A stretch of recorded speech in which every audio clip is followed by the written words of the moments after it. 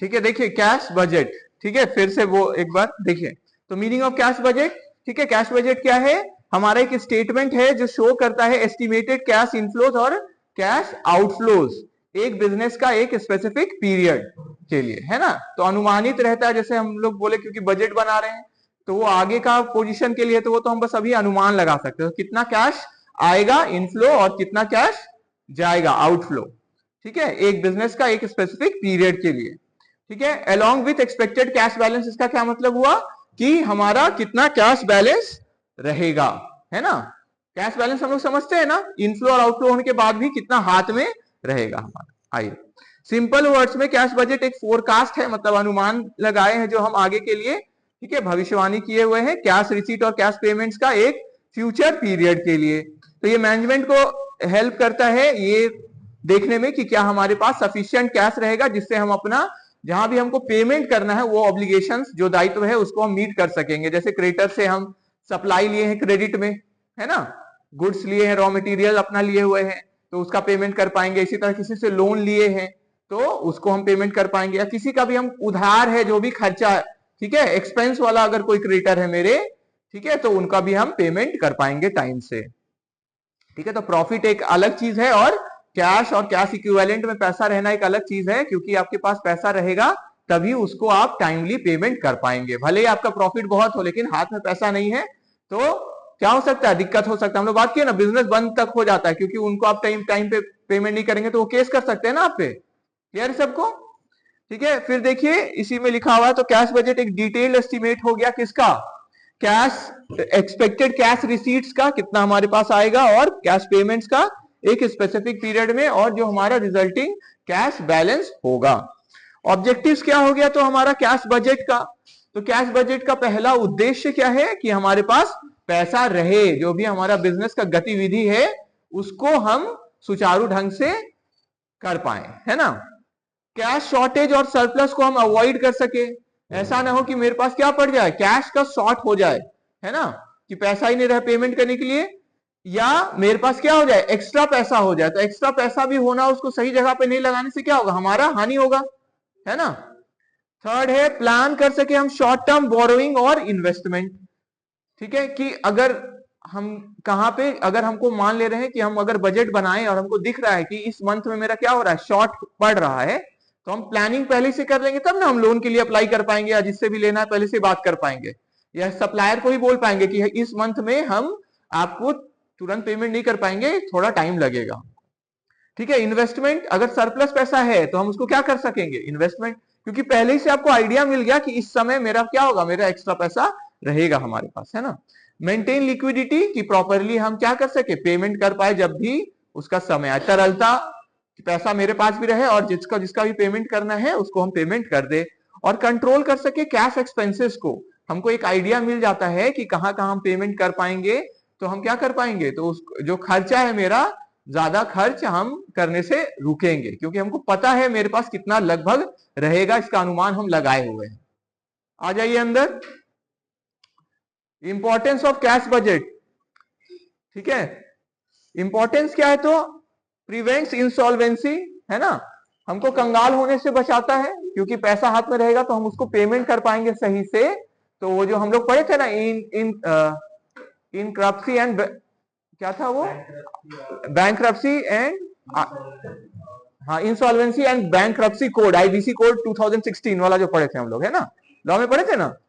तो उसमें आपको याद होगा कि 500 रुपया भी किसी का डिफॉल्ट रहता है तो वो क्या कर सकते हैं, केस कर सकते हैं, तो वो केस होने से बचेंगे हम लोग, है ना, वहां टाइम और ये सब रिसोर्सेज जाने से बचेगा। इंप्रूव फाइनेंशियल प्लानिंग, क्योंकि हम ऑलरेडी बजट बना लिए हैं कैश वाला, तो मेरा आगे का जो प्लानिंग है वो बेटर रहेगा क्योंकि हम उसके हिसाब से चलेंगे, है ना। हेल्प्स इन क्रेडिट मैनेजमेंट, तो क्रेडिट मैनेजमेंट वही उधार को हम सही समय पे दे पाए, और जिनसे भी उधार जिनको भी हम दिए हुए हैं वो सही से हम ले पाए टाइमली, है ना। इसीलिए आप लोग को याद होगा, आप लोग अकाउंट्स में पढ़ते थे, क्या था, क्रेडिटर्स टर्नओवर पीरियड था और एक क्या था, डेटर टर्नओवर पीरियड। उसका फॉर्मूला करके निकालते थे कि इस डेटर और क्रेडिटर से लगभग हम कितना, डेटर को कितना, डेटर से कितना दिन में हम प्राप्त कर लेते हैं लगभग पैसा, और क्रेडिटर को कितना दिन में हम दे देते हैं, है ना। फिर है assist in capital expenditure decision, पैसा जो बड़ा खर्च करना है हमको, लैंड बिल्डिंग या जो भी बड़ा एसेट में जो हम पैसा लगाते हैं, उसमें भी हमको डिसीजन लेने में मदद करता है।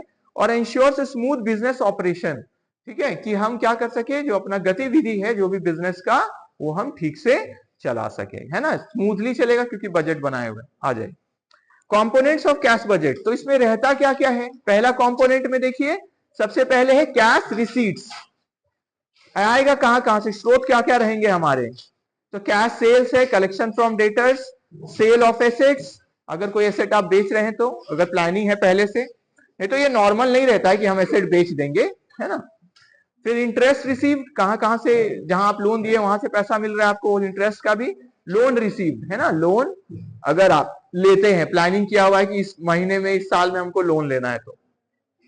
कैश पेमेंट्स, तो payments, payment to supplier, wages, salary, ये तो नॉर्मल है हमारा।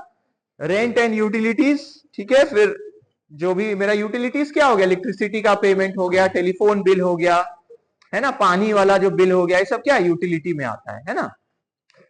फिर लोन रिपेमेंट, लोन का अगर रिपेमेंट करना है हमको इस मंथ में इतना है।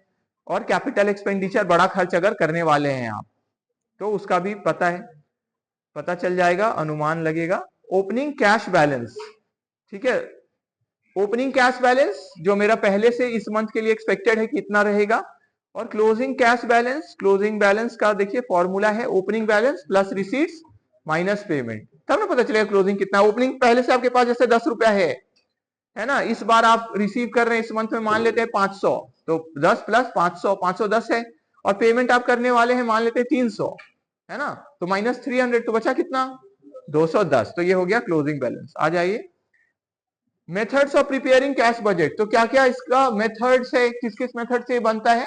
तो ये जब प्रैक्टिकल हम लोग देखेंगे तब एक एक मेथड देखेंगे, अभी बस हम लोग यहाँ पे उसको बस सीख रहे हैं क्या होता है ना, कॉन्सेप्ट जान रहे हैं।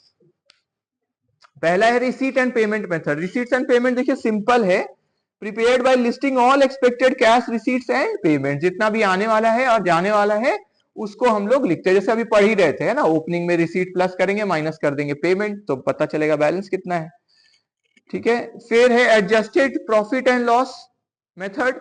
इसमें क्या होता है, जैसे आप लोग 12th में बनाते थे ना कैश फ्लो स्टेटमेंट, उसमें क्या करते थे, net profit as per profit and loss account लेते थे, और उसी में नॉन कैश आइटम है तो उसी को प्लस माइनस करते थे, है ना, या नॉन बिजनेस वाला है तो उसी को, ऑपरेटिंग वाला अगर नहीं है तो उसको प्लस माइनस करके उसका इफेक्ट को हटा देते थे, तो ऑपरेटिंग, इन्वेस्टिंग और फाइनेंसिंग एक्टिविटी करके आप वहां बनाते थे, है ना, ठीक है। तो यहाँ पूरा कैश फ्लो स्टेटमेंट नहीं बनेगा, लेकिन यहाँ पे क्या है, कैश बजट तो बनेगा। तो कैश बजट बनाने के लिए अगर हम प्रॉफिट एंड लॉस का बैलेंस से जब कैलकुलेशन करते हैं तो उसको क्योंकि एडजस्ट कर रहे हैं तो इसको क्या बोलते हैं, adjusted profit and loss method. तो ये प्रिपेयर होता है bye adjusting net profit for non cash items and working capital changes, है ना, करेंट एसेट करेंट लायबिलिटी में क्या बढ़ा घटा है उसको जब हम कंसीडर करके बनाते थे, जैसे हम लोग बनाते थे cash flow statement. Last method है बैलेंस शीट मेथड। तो इसमें हम लोग प्रिपेयर करते हैं इस मेथड से कैश बजट को एस्टिमेट करते हुए एसेट्स और लायबिलिटीज और बैलेंसिंग कैश, ठीक है। तो जब हम लोग देखेंगे हम लोग कि बैलेंस शीट मेथड का जब उपयोग होता है तब कैसे कैश का पता चलता है, ठीक है, कैसे कैश बजट बनता है। तो ये एक सिंपल न्यूमेरिकल इलस्ट्रेशन है, रिसीट एंड पेमेंट मेथड का यूज किया गया है। तो डेटा हमारा दिया हुआ है, देखिए ओपनिंग कैश बैलेंस है 20,000, जनवरी का कैश सेल्स है 50,000, कलेक्शन आप कर लेंगे 30,000, तो टोटल हो गया 20 और 50 और 30 80। और पेमेंट अगर आप कर रहे हैं परचेजेस वेजेस रेंट, टोटल हो गया 60,000, तो हमारा कितना क्लोजिंग बैलेंस होगा, तो वही फॉर्मूला है, देखिए ओपनिंग में रिसीट्स को प्लस किए माइनस कर दिए पेमेंट्स, ठीक है, तो 40,000 हो गया। क्लियर सबको, 20 है ओपनिंग, 80 है रिसीट्स, 60 है पेमेंट, तो 20,000 प्लस 80,000 माइनस 60,000, तो 40,000।